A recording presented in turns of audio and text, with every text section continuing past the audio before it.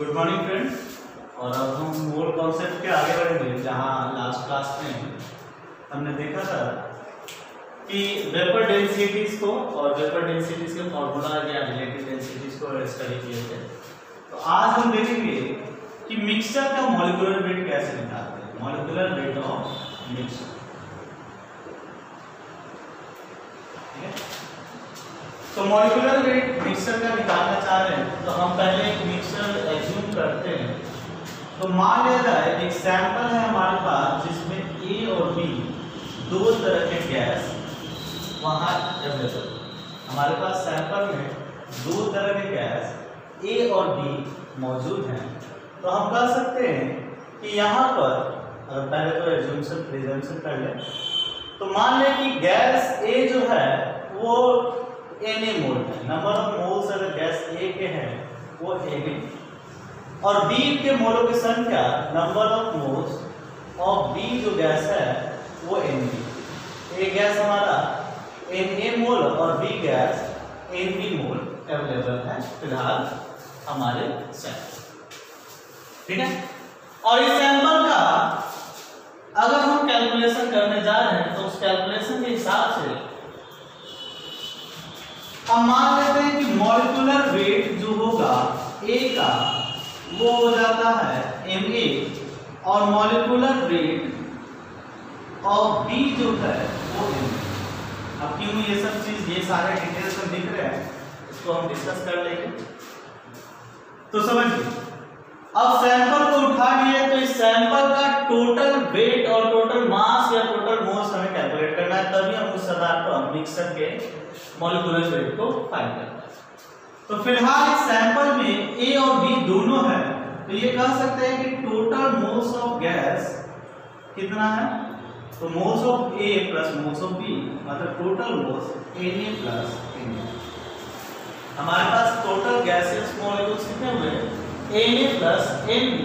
और अगर ये कॉन्सेप्ट हम समझ रहे हैं तो आप बताइए कि यहाँ पर हमारा टोटल मास कितना है, टोटल मास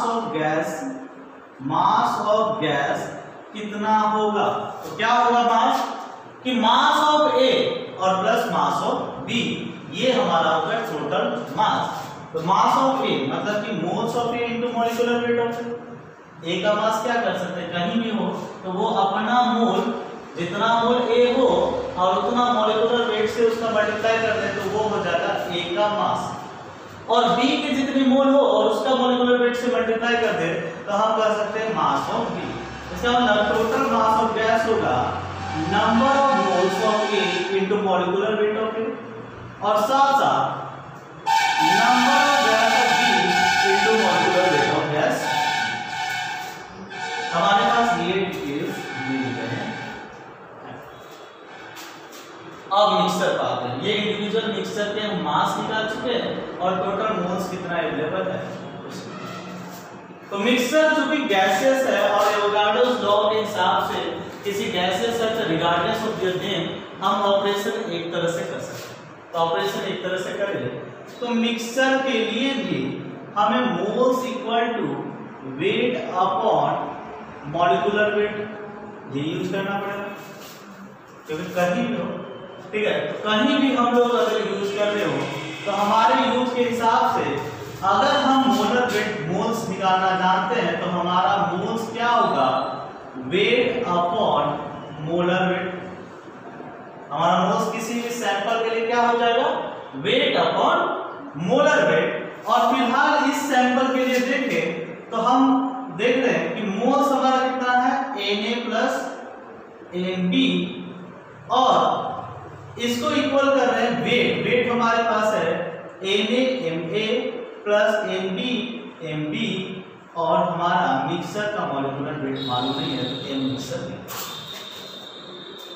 इस हिसाब से हम A मिक्सचर फाइंड कर सकते हैं और वो हो जाएगा Ma into Mb, sorry Na into Ma और Nb into Mb divide by, ये इधर से गया टू डिवीजन में Na प्लस Mb, जो कि हमें मिल गया मॉलिक्यूलर वेट ऑफ मिक्सचर जो हमारे रिक्वायर्ड। ठीक है, तो रिक्वायर्ड सिग्निफिकेंट नंबर में हमें मिल रहा है, और वो क्या आ रहा है कि मॉलिक्यूलर मास, टोटल जो सैंपल का मास है डिवाइडेड बाय टोटल मोल्स जो उस सैंपल में है। स्क्रीनशॉट ले लीजिएगा। तो हम इस मदद से डायरेक्ट लिख सकते हैं किसी भी मिक्सचर के लिए कि मॉलिक्यूलर मास ऑफ मिक्सचर हमारा हो जाएगा total mass divided by total moles. अब कभी भी काम करेंगे तो डायरेक्ट ये फॉर्मूला हमारे मिक्सचर के लिए बिना कंफ्यूजन का, क्योंकि नॉर्मली भी mass by moles molecular weight आ रहा था, तो मिक्सचर के लिए भी ये अप्लाई कर सकते हैं। अभी हमारे पास मिक्सचर में 2 गैस दिया था, तो हम बोल रहे हैं कि इस हिसाब से सॉरी, अगर हम गैसेस ए रहता, बी रहता, सी रहता और सो ऑन इन गैसेस को ले लेते, तो क्या लिखते मॉलिक्यूलर वेट ऑफ मिक्सचर? तो मॉलिक्यूलर वेट ऑफ मिक्सचर हो जाता Na Ma, Nb Mb, Nc Mc plus Nn Mn divided by total moles. Total moles मतलब Na plus Nb plus Nc और प्लस Nn।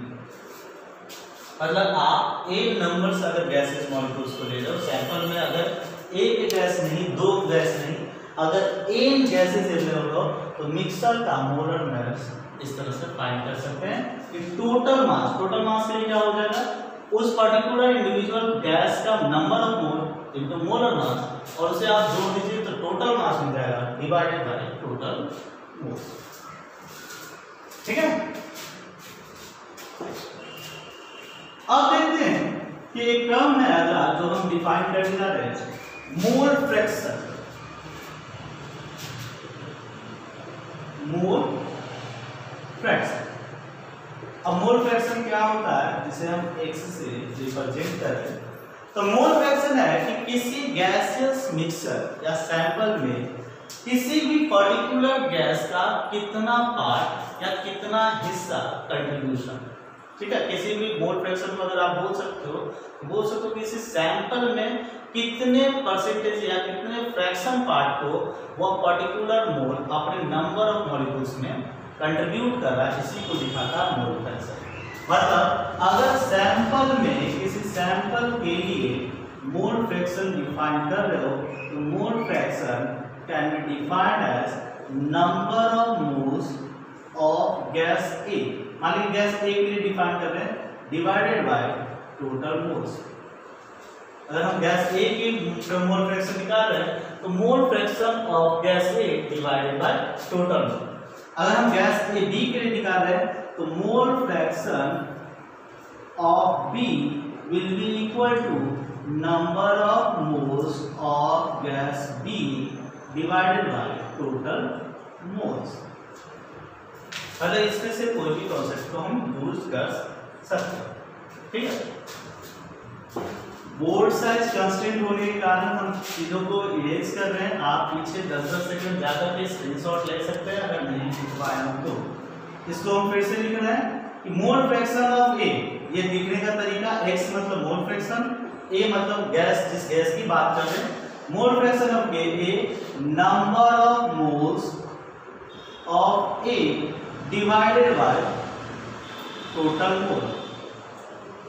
ठीक है। अभी जो हम गैस सैंपल लिए थे तो अगर उस गैस सैंपल में हमसे बोलते हैं मोल फ्रैक्शन ऑफ ए क्या हो जाता, तो वो हो जाता है Na divided by Na plus Nb।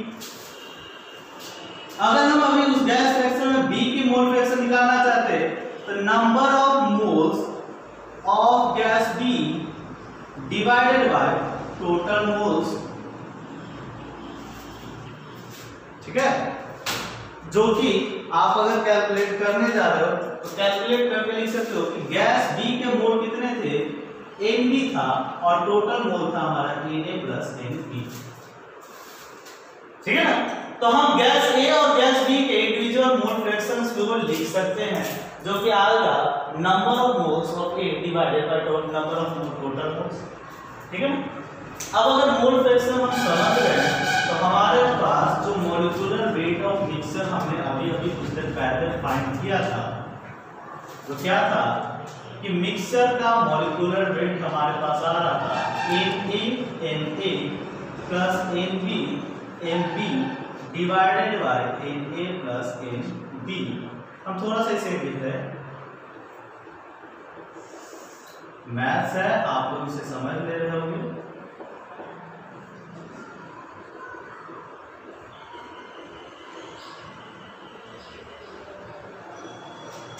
आप ये बताओ कि ये टर्म क्या है जो अभी अभी हमने डिफाइन किया है, मोल फ्रैक्शन ऑफ गैस ए।